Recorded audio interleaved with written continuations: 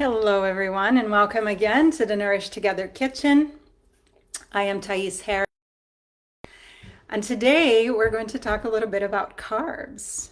We'll pick up where we left off on our conversation last week when we talked about bread and gluten-free and a little bit of the gluten-free craze and how to even choose gluten-free products to make sure that they're actually health-giving and not the other way around. So today I want to talk a little bit more about carbs, with bread being one of them. I'm having some lighting situation here. There we go. So carbs, one of my colleagues used to say, just remember, carbs are really blood sugar. So C-A-R-B-S, carbs are really blood sugar. And it's a good thing to remember. But it's also important to know that not all carbs are the same. So that's myth number one, right? A carb is a carb is a carb. And that's not true. We have complex carbs, we have simple carbs. And so one of my teachers used to say, keep life simple and carbs complex.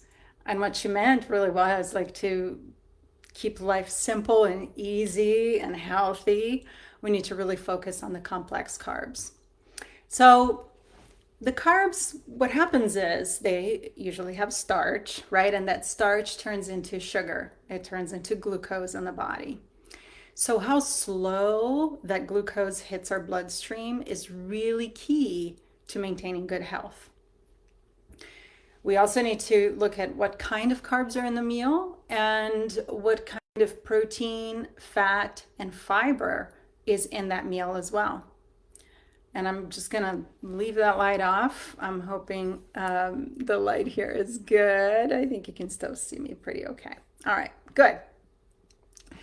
So the carbs, this glucose is our kind of an energy currency, and it's what our bodies will use for energy. Yes, we can use fat and a much slower processed protein, but that's like the fast sugar and it's fast fuel. And actually, the brain uses 20% of the body's fuel, right? And so when we don't really set up our bodies properly to really fuel our entire body or neurotransmitters, especially the brain, we tend to spend all day craving carbs because if the brain is hungry, that's what we'll end up going for, so that it's really quick energy.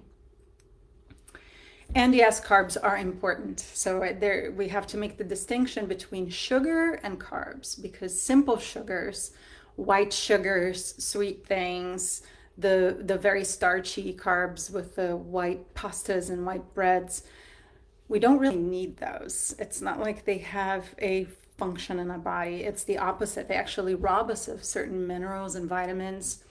But it used to be thought that you needed sugar, right, to survive because of this glucose connection. But it turns out that in the complex carbs, we get all that glucose, and then we also get fiber and other nutrients that help us properly digest and process that starch, that sugar, in a way that doesn't rob the body. So that type of carb we really need, and it's really important for our brain, for our muscles, for all of our internal organs. It also, the carbs will help us regulate protein and fat metabolism. And in those complex carb forms, we will also get in fiber, which is important for so many things. We'll get to that in a minute. We'll get our vitamins, minerals, and many phytonutrients, phytochemicals. Those include things like antioxidants, which we'll probably do a live all on antioxidants. And they're key for keeping our bodies healthy.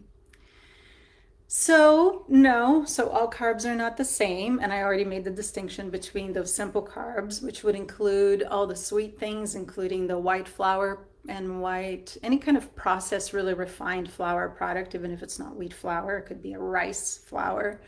If it's refined, it will be that simple carb that turns really quickly into sugar, including white rice. Breads, cakes, cereals, cookies, pastries, pasta, and so on. And those also include fruit juice and soda, any kind of soft drinks really that might have any sugar in them. And those, when they're refined, they are removed, or, they, in the process of refining, their protein is reduced by 20%. The fiber is reduced by 70%. Minerals and vitamins are reduced by also around 70%. So it's like we're paying for something that we're getting a lot less of as far as what the body needs to process that food. And those nutrient poor carbs, they cause blood sugar spikes and they cause nutrient deficiencies. So, do we want to go there? More often than not, no. And yes, there's exceptions, right? And maybe you're at a friend's house or birthday party, or something is happening where there may be a refined carb that you might decide to go for, and you might take a deep breath and think this is nourishing me. But most of the time, we really want to have the complex type. So let's just dig a little bit into that fruit juice and sweeteners in general, and especially sodas, because they tend to contain the high fructose corn syrup or other kinds of refined sugar. And I want to bring your attention to myth number 2, which is, agave. That's a good substitution, right? Wrong. Unfortunately, agave is very much like high fructose corn syrup. It's really high in fructose. When it comes in, it ends up being metabolized by the liver. And then it gets converted into both glucose and fat and some other compounds. But what that does is it tends to raise triglycerides, it raises cholesterol, and it can promote abnormal blood clotting. That just means we end up with this like sticky blood that is not what we want. So high fructose corn syrup, unfortunately, is in a lot of packaged products. So when you're buying food, and if you're getting them in packages, if they're pre-processed in any way, you're not at the produce aisle, right? You're in the middle aisles. Then please read the labels and see if corn syrup, high fructose corn syrup solids are listed, and likewise for agave or any agave products. And then we also want to be mindful of course, sugar. If it just says sugar, usually it comes from genetically modified beets.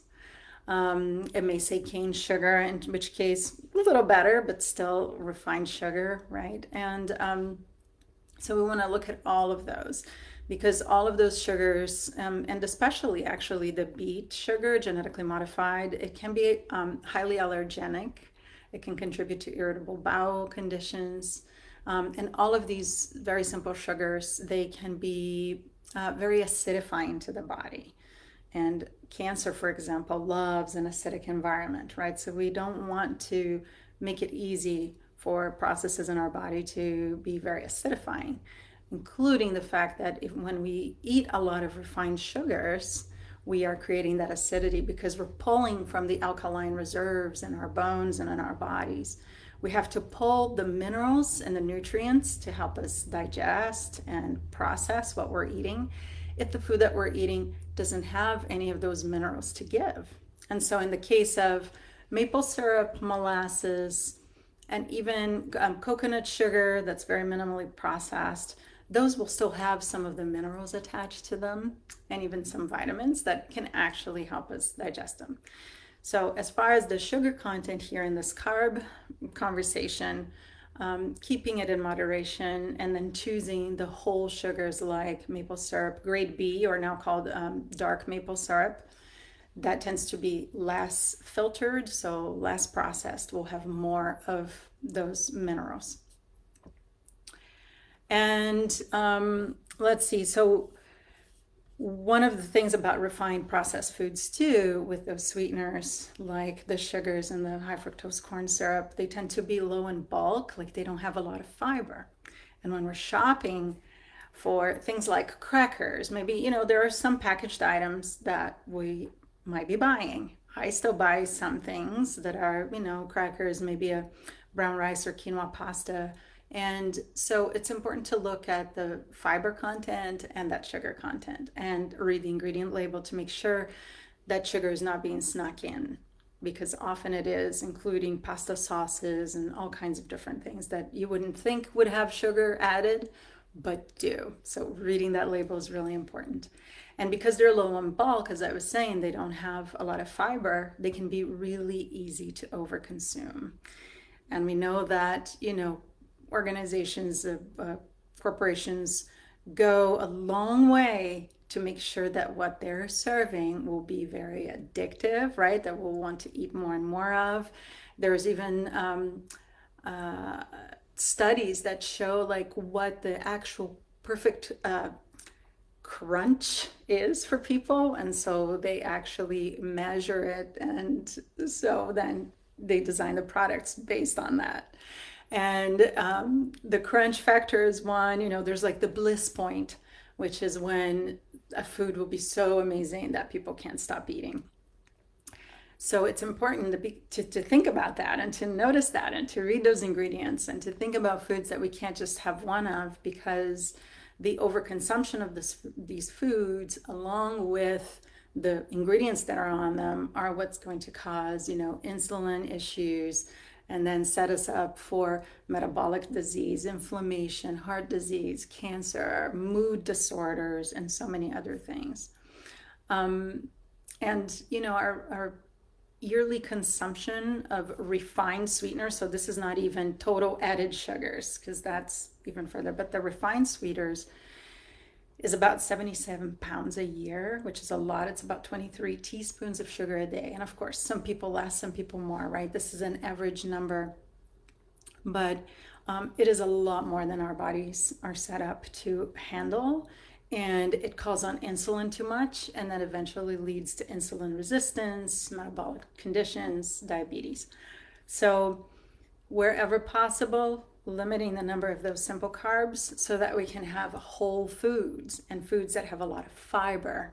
Fiber is so amazing. It increases our bulk and our stool. It can actually improve transit time, which is how long it takes for food to become compost.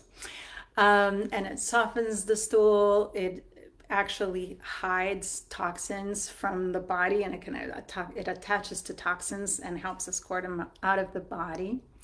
So fiber plays a lot of really key roles in maintaining optimal health, and it also needs to be combined with hydration. So proper hydration, lots of fluids, because when we eat a lot of fiber and we don't have a lot of fluids, then it could actually work the other way around, where it might cause constipation and sometimes even gas and bloating.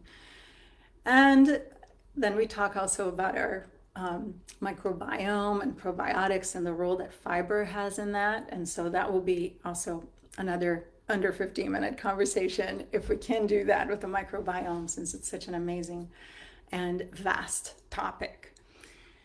But so let's come back here and just talk a little bit about fiber. And so, as I mentioned, when we're looking at the shelf and we're buying some crackers or pasta, we want to make sure that there's enough fiber. So one little formula to do that is making sure that there's at least 1 gram of fiber for every 5 grams of carbohydrates.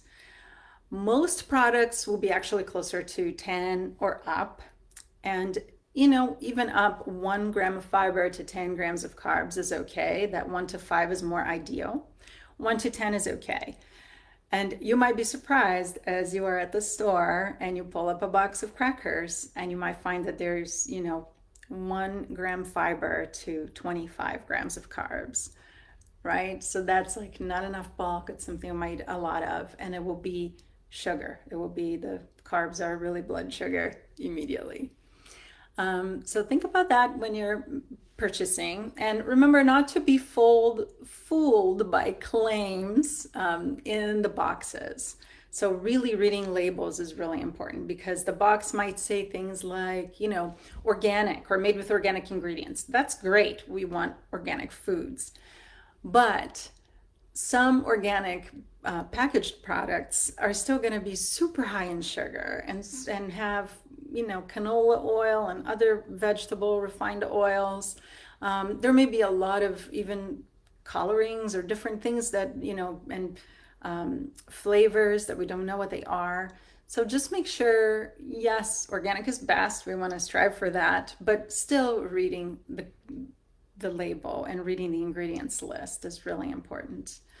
So, for example, there's an organic cereal that has 11 grams of added sugar, per quarter cup serving. So it's like, well, that's not really ideal either. And other claims are, gluten-free. Again, if you are avoiding wheat, we had our little conversation last week, and you're avoiding gluten in general, yes, it's great to search for things that are gluten-free. But then again, we still want to look and make sure that it isn't just really bad quality, white rice and lots of processed oils. So making sure that there's some fiber in there and that the ingredients in the product are really solid and that there's no high fructose corn syrup, for example, and no other sweeteners. So how do we consume carbs and stay healthy? So we'll focus on eating the rainbow. So beans, all legumes really are really great carbohydrates. They have a lot of the fibers that don't actually count as calories, but they are doing some of those fiber benefits that we just discussed. And they also have some protein. So it's more complete. There's a complete package there. Eating whole fruits versus drinking juice, because that juice can be processed very much like the corn syrup and the agave, where there's a lot of fructose and it has to be processed in the liver, and that can create some issues, as I mentioned, with the raised cholesterol, triglycerides. And actually, there's a big problem with really young kids now developing type 2 diabetes. And sometimes it's not necessarily that they're eating a lot of sugar, but they might be drinking a lot of juice, like the little juice boxes throughout the day. And so that is definitely something to look at and balance out a little bit. And not doing a lot of juice, but eating the whole fruit instead, because that whole fruit will have the fiber and the minerals and the vitamins that will take for us to properly process it. And so eating the rainbow, keeping life simple and carbs complex. If you look at your plate, ideally we're doing 50% of that plate with the leafy greens or crunchy greens, or crunchy vegetables in general, like carrots and peppers, and then 1/4 of that plate your protein, and then the other quarter could be a starch. And that starch ideally is a whole grain starch or some beans and legumes. You can also add some nuts and add at least a thumb size healthy fat. So avocado, olive oil, even coconut oil. Maybe what you're eating has some form of nut butter or seed butter. Lots of nuts and seeds sprinkled on everything can be very wonderful way to add a healthy fat, but also a lot of other nutrients. And then add in lots of veggies in everything you do. So if you like salsa, chop up really finely some carrots and radishes and add to your salsa. You can add a cup of veggies to every meal. For example, at breakfast, if you like eggs, you can have a veggie omelet, or you can blend your eggs in the blender with some spinach or some quinoa or even some basil and make green eggs. It's quite delicious. You can have some sweet potato hash browns and pumpkin overnight oats. There's many ways, and then smoothies that have both veggies and fruit, not just fruit. That's really important too. But those are great ways to add veggies at breakfast, because I find that sometimes that's one of the concerns where people are like, how do I add vegetables at breakfast? And so there's some ideas here. And then if you're going out to eat, ask for some steamed veggies or get a veggie side that might be on the menu instead of bread. Say no to the bread. Sometimes even telling the waiter as you're sitting down, like, we want to skip the bread, if that's something you offer, can be really helpful from just avoiding eating a lot of those refined carbs. And then, keeping the carbs low in the morning is really important. Not non-existent, because we do want to have some carbs with every meal, for sure, especially if they are the complex carbs. But in the morning, this, we've maybe eating a donut or eating a muffin and something really carby without proper fat and protein and fiber will really set us up for a day where we're just going to crave sugar all day. We might have some mood imbalances because we're not giving what our brain needs first thing in the morning. We're not setting up our neurotransmitters. And we're starting this roller coaster of insulin first thing. So I just want to urge you not to do simple carbs first thing in the morning. Have a more wholesome meal and say something, even if you like oatmeal, maybe doing some steel cut oats with some coconut oil and cinnamon and nuts and seeds. That's one way to turn something that could otherwise be very carby and start that roller coaster into something that will be more nourishing, that will be like a slow release of that sugar into our bloodstream. And, if you are going to have a heavier carb meal, maybe you have a pasta feast planned, make sure to exercise because there's a good window within 3 hours of exercising where we're much better able to process carbs in a way that won't create such a, damaging effect on the body. So that's it for today. Let me know if you have any questions, and the link is here also for you to download our handout from last week. See you later.